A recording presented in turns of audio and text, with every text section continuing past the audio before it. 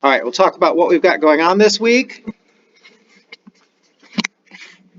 So we have a quiz on Friday. Looks like I was looking at when our exam is. Our first exam is on the 19th, so I guess that's 2 weeks. Does that seem right? Well, it's not this week, so it's the next week. That'll be when our first exam happens. Other than that, that's kind of what we've got going on. I want to remind you that we're moving through things pretty quickly here. When I look at it, I'm like, whoa, I've got to cover it that fast, but we do have to cover all the material. And so it's just what general chemistry is. The wrong notes. Just a second.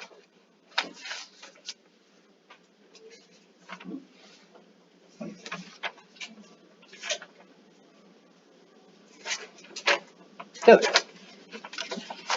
All right. So I want to remind you that if you want help, I'm available for appointments. So let's talk about need help. I'm available for appointments Monday and Wednesday from 1 to 5.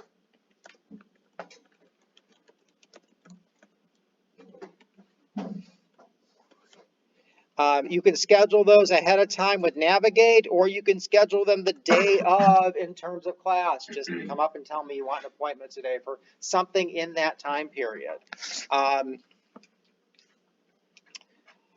There's also subject tutoring, right? If you need help there, please keep up with the book.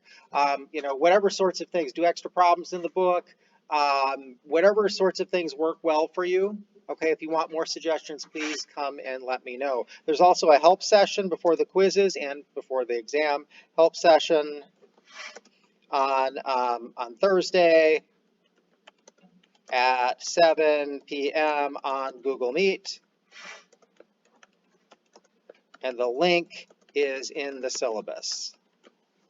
And if you've already lost your paper syllabus, I'm horrible with keeping track of paper. There's a copy of the syllabus on the website. Questions? Okay, let's go on then. So we're going to go on talking about the atom some more today, and we're going to talk about subatomic particles. So subatomic particles. All right, we're just going to go with the basic ones. We're not going to go down to quarks or anything like that. If you love quarks and things like that. But subatomic particles. So we have 3 major subatomic particles for the atom. What are those? Maybe you've read ahead. Maybe you had chemistry before. Neutrons are one of them. I'm going to scoot down one for neutrons. And I'm even going to spell it correctly. Protons. Okay, and probably the most important for chemistry is electrons. All right, and so we've got these 3 types of subatomic particles, and if I was to draw a model of the atom, what I'd have is let's call neutrons these little green guys, we'll make protons these little blue guys, and then we'll make electrons, I guess black because they're negatively charged. Actually, I'm going to go back. I'm going to change my protons to red because they are positively charged. Okay, so it's like your car battery. All right, let's say we're looking at helium. Helium has 2 protons and 2 neutrons in it. I'll talk to you about how you can tell that later. But what it's going to have is it's going to have 2 protons and it's going to have 2 neutrons. And they're going to be stuck together in the nucleus, okay? And then around the nucleus, you're going to have electrons whizzing around, okay? We can talk about whizzing around. You can look in your book, and they talk about the various models over time, but I'm just going to talk about the model of where we are right now. And so what we end up with is we end up with electrons scattered around out here. So it's going to have 2 electrons. What I'm doing is I'm drawing this. We'll have an electron cloud out there. So the electron is kind of anywhere in there and kind of everywhere at once, all right, which is weird, all right? Once we get down to the size of an electron, which should be more of a dot, I guess, It's quantum. So, but once you get down there, you get in the realm of quantum mechanics and things get really non-intuitive. All right. So an electron is a particle. It's also a wave. It just depends on how you measure it.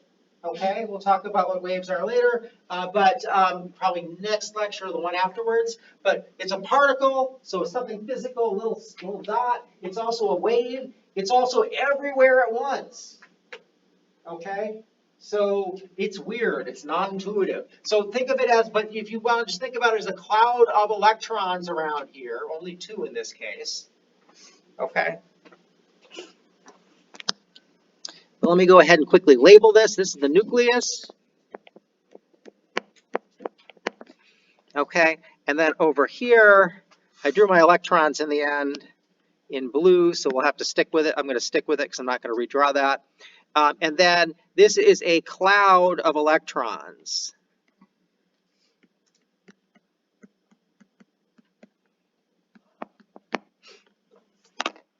Okay, and if the nuke, just to give you a sense of scale, because that's not the scale, I don't have enough room on my screen. So if I was to draw a dot up here to be the nucleus of the atom, can you all see that dot I drew? Okay. All right, well, because you can see it, it's too big. Way back in that corner of the room, that'd be about the average distance an electron is away from it. All right. So what that tells you is the atom is mostly empty space, right? You got this tiny, tiny nucleus. And then this electron cloud that goes kind of out to there maybe. Okay, the other end of the room. And that electron cloud is the boundary of the atom. When you think about an atom snuggling up next to another atom, they touch at the electron. They don't ever get the nuclei close to each other. Questions? Okay, then we're going to go on. We're going to talk about something called atomic number. If I can find my curtain. There we go. All right, so we'll talk about atomic number.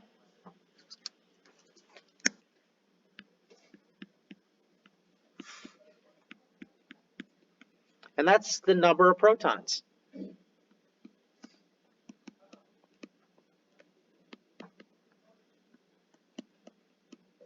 Pretty simple. And what it does is it determines the identity of the atom. Okay, what element it is based on the number of protons. So it determines the element.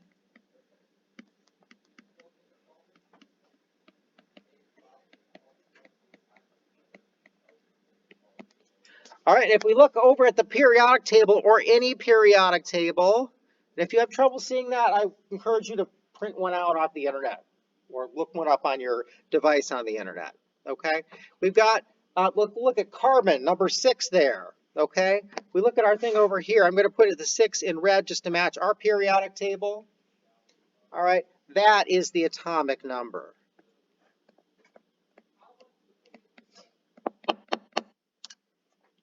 So if I come over here, carbon has how many protons? 6. 6. Sulfur has how many protons? 16. Get it? Okay. So we can look up at the periodic table and see how many protons we have at a glance.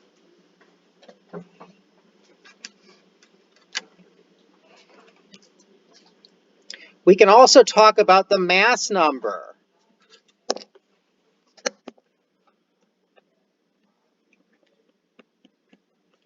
Okay, and that's number of protons plus number of electrons, not electrons, neutrons.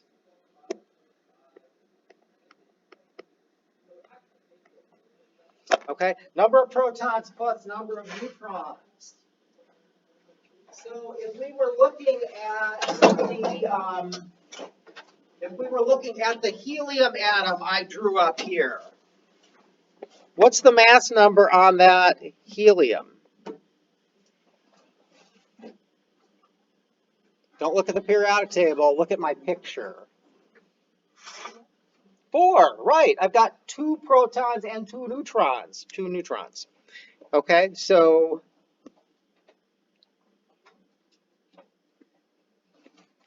mass number for helium is 4.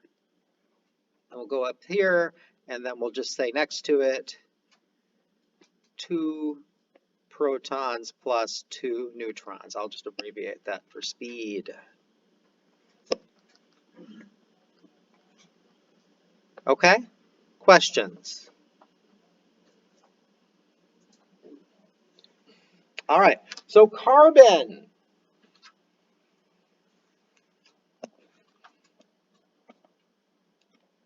Carbon has 6 protons and 6 neutrons. By the way, they're not always equal, although they're most stable when they're kind of closer to equal. Okay, so the mass number equals carbon's mass number equals what?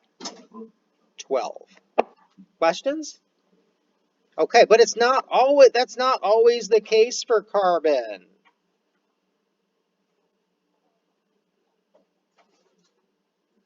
You know, I'm just not getting I may not be able to type again today, which is unfortunate.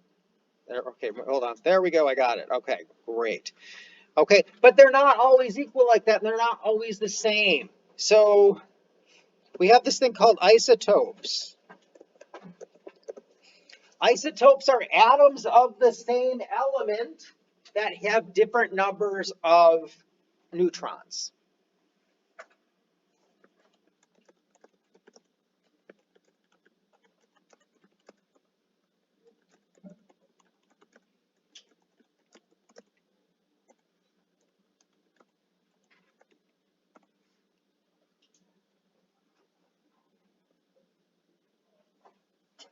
All right, so to introduce you to that, I want to introduce you another little piece of notation here. If I was to draw carbon, okay, I could indicate its mass number by putting a little number up here. So I might say carbon 14. This is carbon 14, okay? That means that it has 14 protons plus neutrons, right? Okay, let me write the mass number next. Let me indicate that as mass number. And my question is, how many protons plus not say protons plus neutrons, how many protons and neutrons? All right, so my mass number is 14. What is my atomic number for carbon? How many, what is it? Look at the periodic table. 6. It's 6, so I have 6 protons. If it doesn't have 6 protons, it's not carbon, it's something else. Okay, so we have 6 protons. And we get that from the periodic table, 6 protons. Okay, it's at 6 right above. So if I have 14 total neutrons plus protons, how many neutrons do I have? 8, right? Go ahead and do that out. So I've got 14 protons plus neutrons, right? Minus 6 protons equals 8 neutrons. That makes sense? Yes. The neutrons can change, but protons can't? Yes, so you can have more or less neutrons. So have you ever heard of carbon-14 dating? That's this. So this is actually a radioactive type of carbon that's not super stable, and it decays back to regular carbon. Okay, well, actually, I'd have to look it up. It may decay to something else.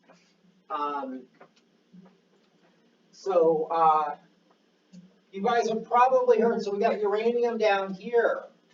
Uranium has a couple different isotopes. Have you ever heard of the different isotopes of uranium and how they have to enrich it? You want to make bombs, you want to make uranium for nuclear energy. You've got a very stable form of uranium, and you have a less stable form of uranium that is used for nuclear energy, which is about gosh, I can't remember, I should look it up. But it's like 1%, it's less than 1%, and you have to enrich it up to 3% to be able to do nuclear power. Okay? So, so uranium has different isotopes too. So whenever you hear about enriching uranium, you have to make more, you have to enrich it in the radioactive or the more reactive or nuclear reactive isotope. Does that make sense? Okay. But it's both uraniums have 92 protons, but they have different numbers of neutrons. And that the number of neutrons can make an atom more or less stable. Okay, good question. Other questions? Yes. So, for figuring out how many neutrons are in carbon 14, was how many protons we had like a given, or is there a way to figure that out? So it's a given based on what the element is. So let's do uranium 235. That's one of our isotopes of uranium. The numbers are going to be bigger. So uranium 235 is one of our isotopes of uranium. So this is your mass number. And I'm hoping that's going to end soon. And this tells us the element, right? The symbol. And so I can look over, it's a given. I look over here, where's uranium on the periodic table? Well, it's hard to find because that's down here. All right, but it is important for life, knowing what's going on in the news and things. So it's number 92. It has 92 protons, always. Otherwise, it would be something else. If it had 94 protons, it would now be plutonium. And so, once again, we're going to go mass number minus atomic number, okay, which is the number of protons equals number neutrons, like that. Okay, so for this one, we're going to go 235 minus 92 equals, anybody do that for me? 143? 143 neutrons. Good question. Other questions? All right, remember, if you have a question, somebody else also has it. Now, if we look up here, though, this number down here underneath the element is a mass. Okay? So it's a mass. I've got this 238, uranium 238 down here. Well, it's 238.0289. Okay? I have other elements up here as well. Carbon isn't exactly 12, it's 12.00011, okay? What these masses are their average masses for elements. So if you take all the isotopes and you weigh them based on their abundance, that's what you get. And what this tells us is most of carbon is carbon 12, and there's a little bit of carbon that weighs more than carbon 12. There's some carbon 13's about 1% abundance out there. And carbon 14 is parts per, gosh, it might be trillion. It's parts per million, parts per trillion. There's a very small amount of carbon 14 out there. Questions on that roughly? We're about to talk about that more. So we're going to go up and we're going to modify our little periodic table sign here. We're going to add a mass underneath. So for carbon, we'll put in the 12.011. Okay, and you'll always get a periodic table in this class, okay? But this is going to be the average mass.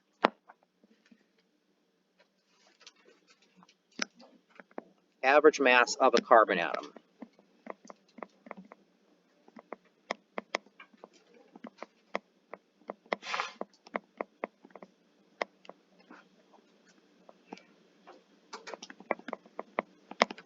All right. So let's come down here, having written that in. And what I want to do is I want to talk about weighted averages. So the number under the element symbol on the periodic table is the weighted average mass of that element.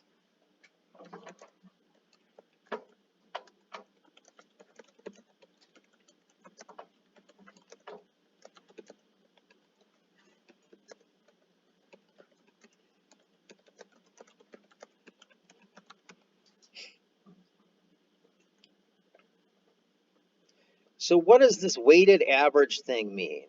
This is an important skill to be able to do these weighted averages. So we're going to do it for that case. It's important for chemistry. It's important for life as well. It's important for calculating your grades or making sure they were calculated correctly.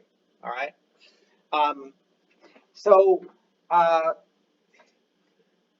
Let's think about grades. So let's say in this class, I think I can't. I'll have to look at the syllabus. Remember, the syllabus is the rules for the class. But I think 5% of your grade is homework. Is that right? Does that ring true for anybody? It's either 5 or 10%. Let's pretend it's 5%. Okay. So let's say grades in class. So let's say we've got 5% of your homework, and I'm going to express that as a fraction. You okay with that? 5.005 is 5%. So I'm going to do 5% of your grade is homework. We'll do it with an H, plus probably 10% is a quiz. Is quizzes, plus 20% of your grade is lab. Plus, I think 15% is exams.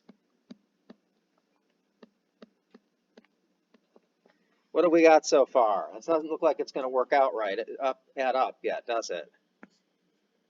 We've got a final, right? Is it 20% exams? Let's make it 20%. This isn't real. What's in the syllabus is what's real. Plus, let's say 15% is exams. So this will be the final. What else do we have in this class? That's not adding up to 100%, is it? Oh, epics. Yeah. So you've got epics.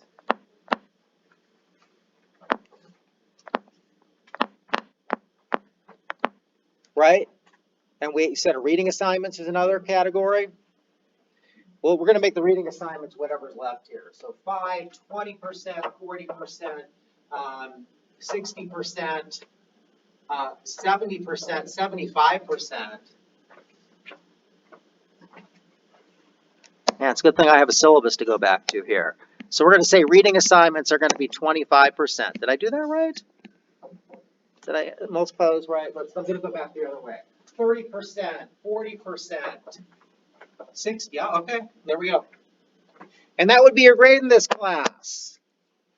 So if you got 100% here, right, we can put our percentages here, that would be 25% of the points in the class, and then we'd add all the other things up. Does that make sense? So let's go ahead, we'll put percents in, and I'll do this in my calculator real quick. So let's say you get 100% on reading, and on homework you get 90%. And on quizzes, you get, let's say you get 80%. And on the lab, you score 95%. And the final, you get, let's say 80%. The exams, it's 85%.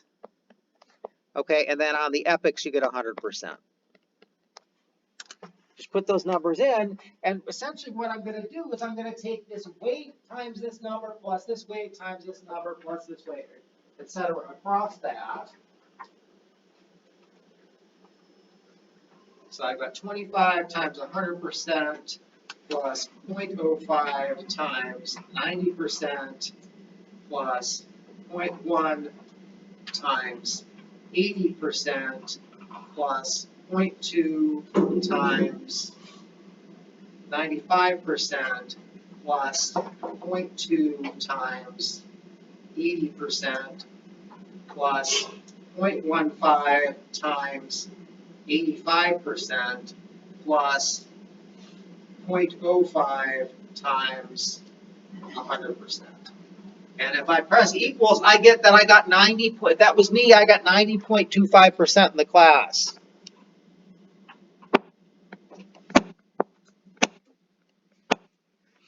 All right, and if I was to do that to significant figures, and I was to go ahead and underline my second significant figure in all these, What would be my score?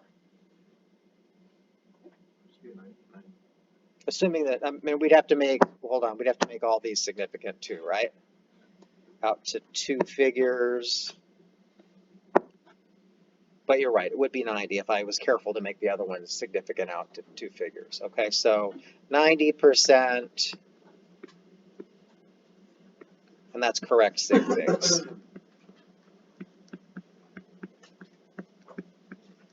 You see how that affects the weighting? I don't round to significant figures at the end of the grades. They just all end up there as percentages, and we look at the lines. There may be some rounding in terms of where the lines are, or moving the lines. Always down, always to make it better for you. That makes sense how that works? All right. So that was kind of complicated, but it did show this is something you want to be able to do in your classes when your professor lays this out. Sometimes they might make a mistake, okay? And guess what? Nobody cares more about your grades in your classes than you do, right? So you should be double checking things. Did things get right? If things aren't right, address it. That make sense? Okay? All right. If your professor cares more about your grades than you do, there's something wrong there. Okay, so let's take an actual chemical example. If we go up there, so chlorine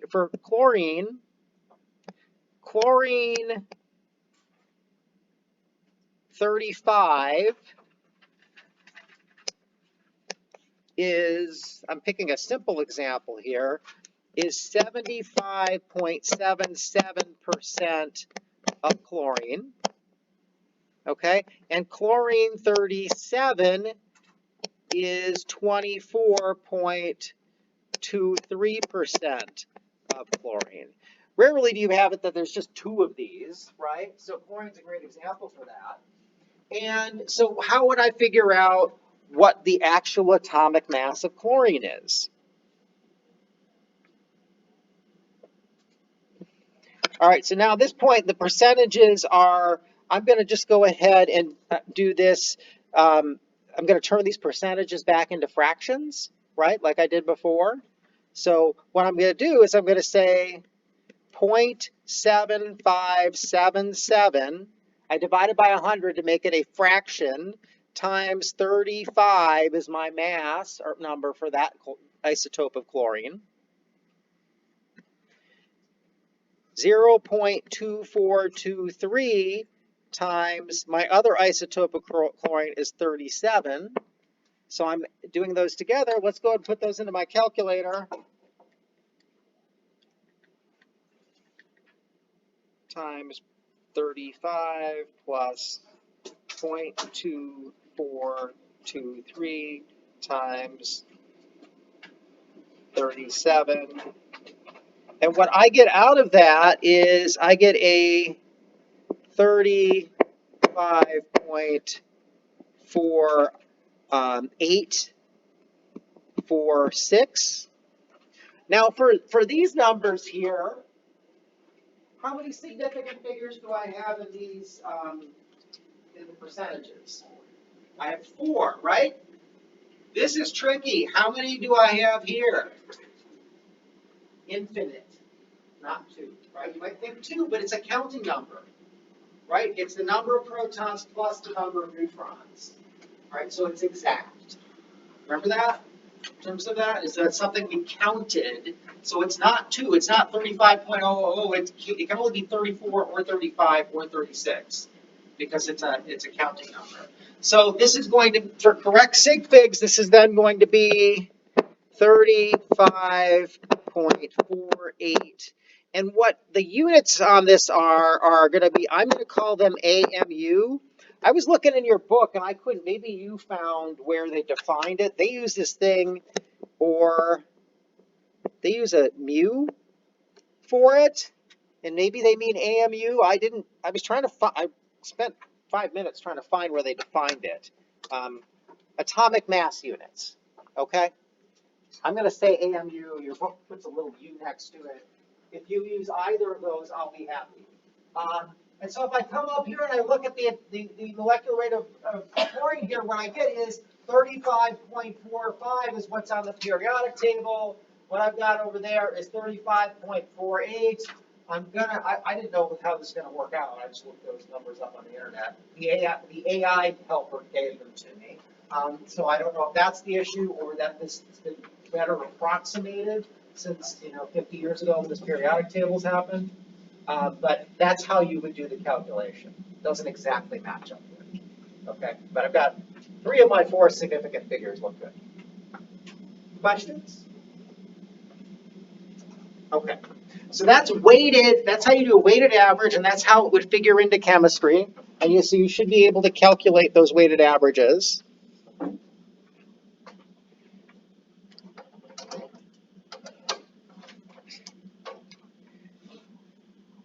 Any questions? Okay. So then what I want to do is, so that's atomic mass, right? We talked about the atomic mass or the average mass there, which is something we would use. Now what I want to do is talk about formula mass. Is what they call it in your book. I might call it formula weight. I'll try to use formula mass. Or molecular weight.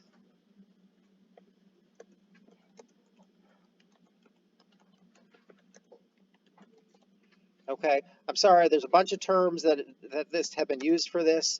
I've learned some of them. They're also field specific, so I'm a biochemist. We talk about molecular weight. We don't really ever talk about formula weight, which is the chemistry term it used to be, and now apparently it's formula mass. Fine. We've got all those terms. I will try to use formula mass. So we've got formula weight, and this is the sum of all the atomic masses of the atoms in a compound. Or we could say a molecule, because we're going to look at a single molecule, really. Okay, so the sum of all the atomic masses, maybe let me do, I'm going to change that to atomic weights. Because what I want is the weighted ones. We're going to read these off the bottom of the periodic table. All right, so let's take something simple like water. Let's look at the formula for water. I've got H2O. So I've talked about this a little bit in class, but what do these subscripts mean? H2O means that 2 hydrogens, right? I have 2 hydrogens and 1 oxygen. We don't write ones in chemistry, really. Okay, they're just implied. All right, so this means 2 hydrogens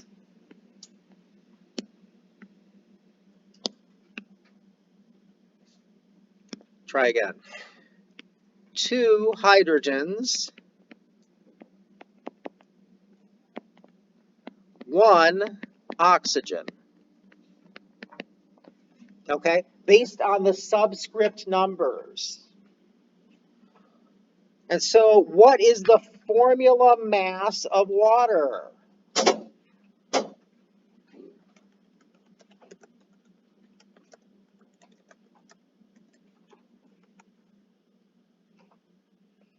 Well, what it's going to be is I'm going to go and look up at the periodic table, and I see that I have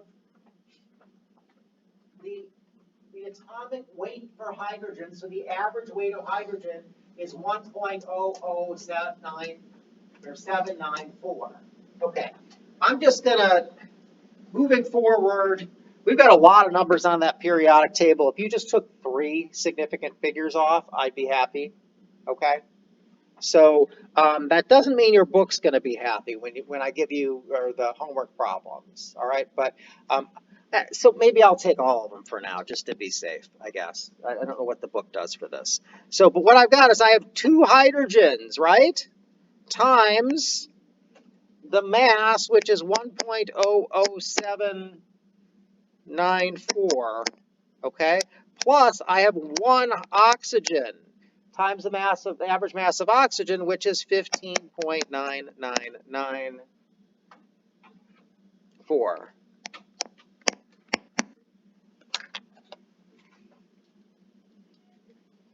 right, so I'm just going to put that in my calculator. And this is something where good calculator sense will knowing how your calculator works will help you on quizzes. So I know my calculator can do order of operations, right? Order of operations, you multiply and then you add. And so what I'm doing is if I go and I'm going add plus, it's actually doing it correctly.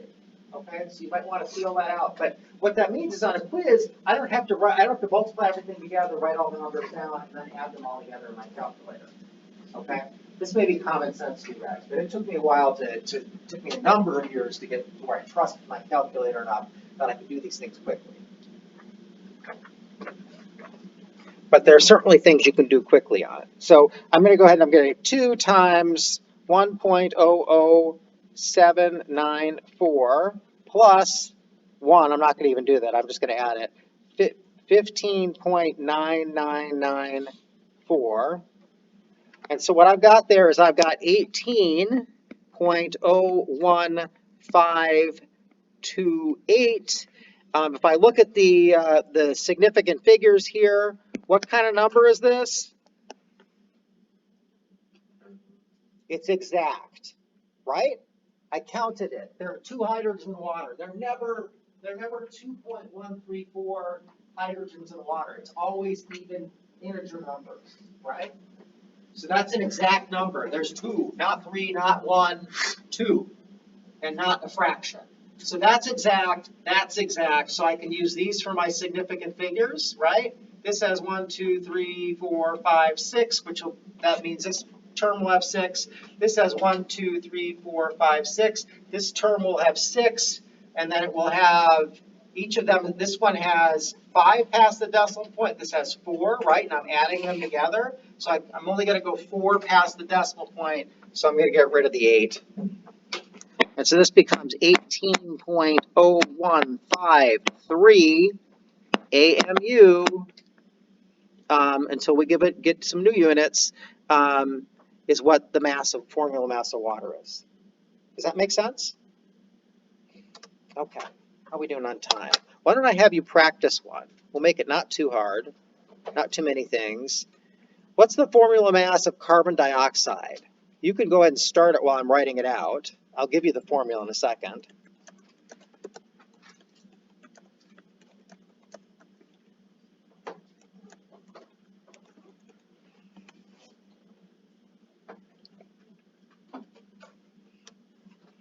Okay, and carbon dioxide is CO2.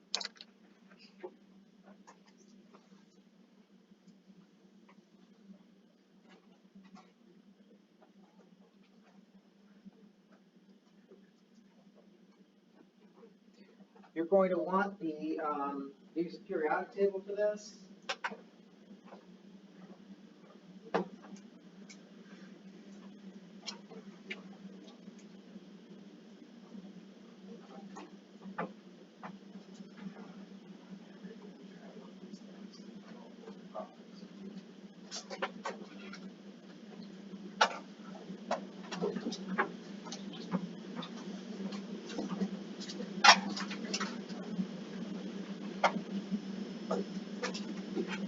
Can you guys on that side of the room actually see the periodic table? It's too small. Yeah. All right, so I'm going to have to I'll print out some, try and look them up on pictures for now, but I'll print out periodic tables and I'll give each of you a copy.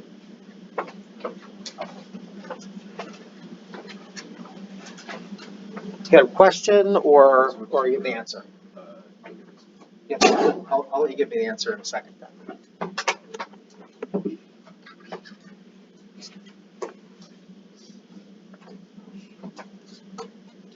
Okay, let's go ahead. I'm going to go ahead and work it real quick.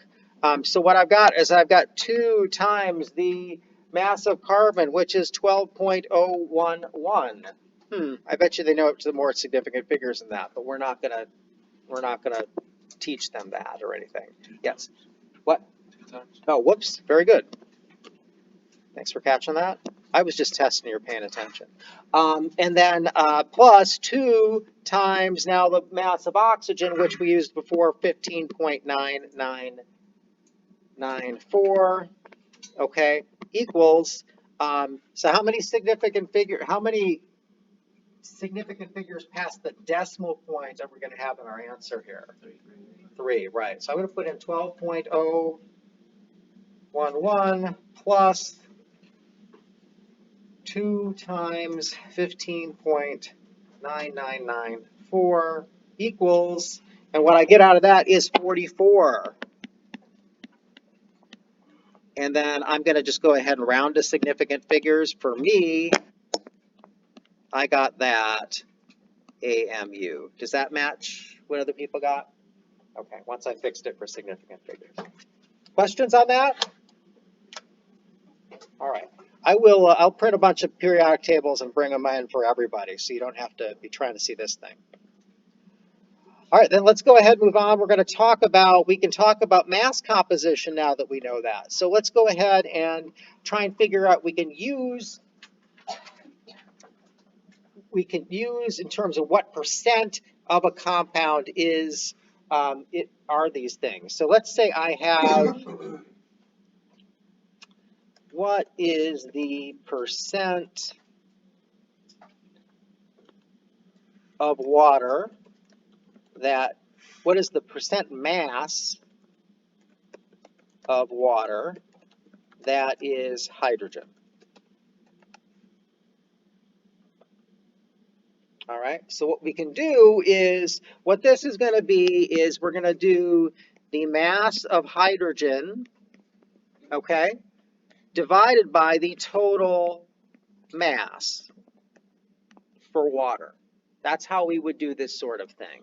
And so what I'm going to do is I'm not going to bother, since we already calculated the mass of water, 18.0153. We'll just use that again, 18.0153 AMU from above. And then we're dividing that, and then it's going to be actually times 100 because I asked for a percent, right? So I'm going to need to multiply it times 100. So this is going to be how much, what's the mass of hydrogen? Remember, water is H2O. There are 2 hydrogens in it. So it's going to be 2 times 1.00794, right, times 100. And that's what my mass percent of hydrogen is going to be.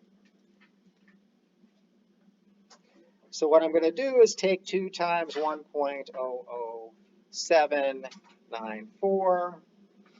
I'm actually going to press the equal sign to be safe, although it would be just fine. I don't need to.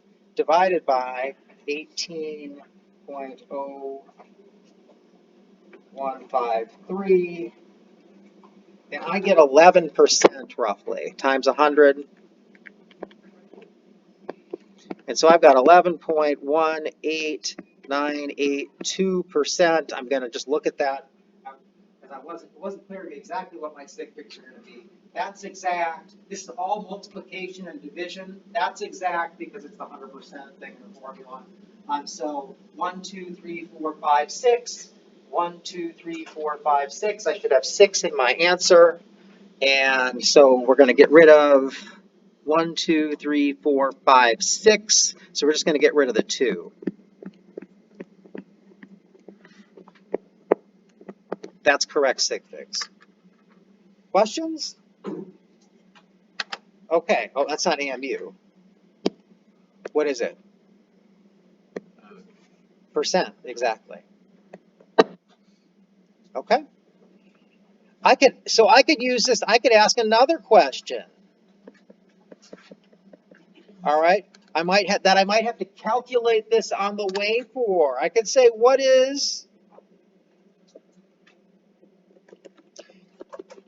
I have 137 grams of water. How many grams of hydrogen do I have? All right. So if I got this just out of the blue, what I would have to do is I'd have to calculate the total mass of water. In terms of the formula mass of water, I'd have to calculate the percent of that was hydrogen, just like we did so far. And now I could use this percent right here to get my next part. All right. So what I'm going to do is I'm going to need to make this into a fraction again. So I could take 1 point, I could make it, I'm going to divide it by 100. So I'm dividing it by 100 to make it into a fraction, which is the same as moving the decimal place over 2. So 1898 times, so this is the fraction of hydrogen in that compound, the fraction mass hydrogen, okay? And I'm going to take that times how many grams of water I have.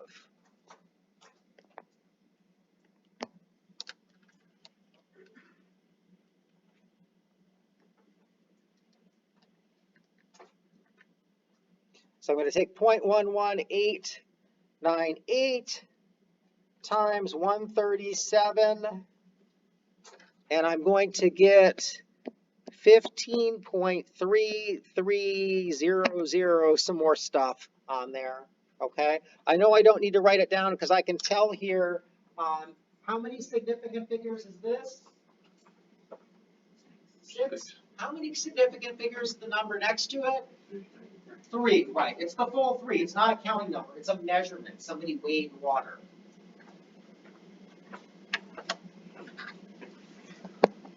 And so my answer is going to have how many significant figures? 3, right. So I'm going to have to round it, and it's going to become 15.3 grams of hydrogen. Always don't forget, always remember your units. Questions on how we did that? Yes? How did you, like, why did you put the percent on the previous problem of 11.189 to 0.11.189? How did I do that? Yeah, that one. Okay, so I need the fraction of the mass of water here if I'm going to multiply it through. Otherwise, my number is going to be too big. I could have used the percent, and then I could have divided by 100% here.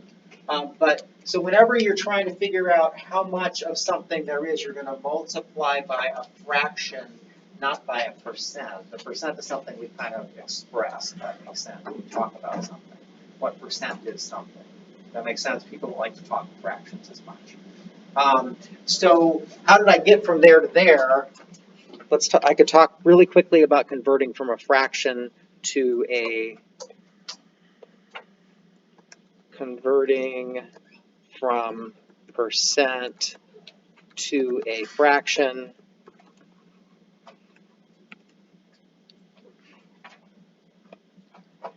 Okay, so example of that, you're going to divide the percent by 100. All right, and so an example of that would be the stock market makes about 11%, so I'm going to do a year. Yes, did I make a mistake? Well, so I'm learning how to find percent a different way. If Uh-huh. I show my work on a test the way I learned it, am I going to get it? And that's sort of the question. Right? In terms of how you found percent, you don't have to do it my way for any of these things. You just need to get the right answer. If you don't have the right answer, showing your work will help you get partial credit. Does that make sense? Okay. So don't worry about that. So stock market makes about 11% a year, interest a year. Well, it's not interest, but a year. Convert that to a percent or a fraction.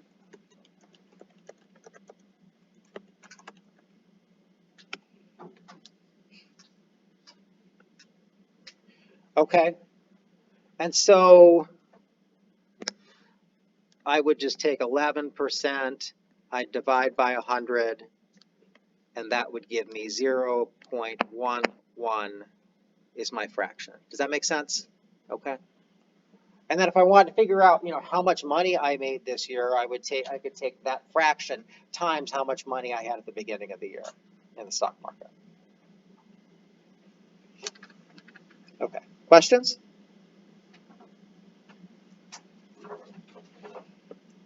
All right. So that's how we would do a percent composition of something. right, then we're going to quit. We're going to move on and talk about moles. Okay, we have this thing, a mole is a unit in chemistry. It's like a dozen, okay? A mole is a counting unit in chemistry.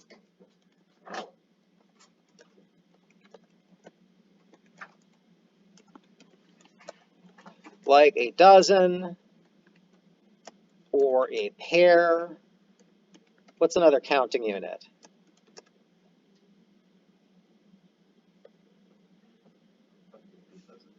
A baker's dozen. Everybody know what a baker's dozen is? Okay, or a baker's dozen.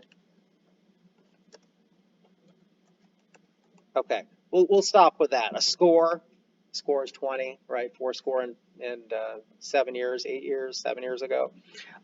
Anyway, it's just a really big counting number. Okay, so we have something called Avogadro's number, because Avogadro is the scientist who came up with it.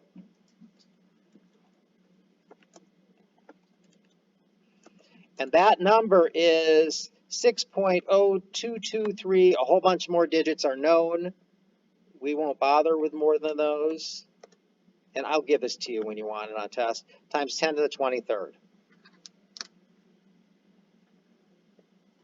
So it's a huge counting number. But that's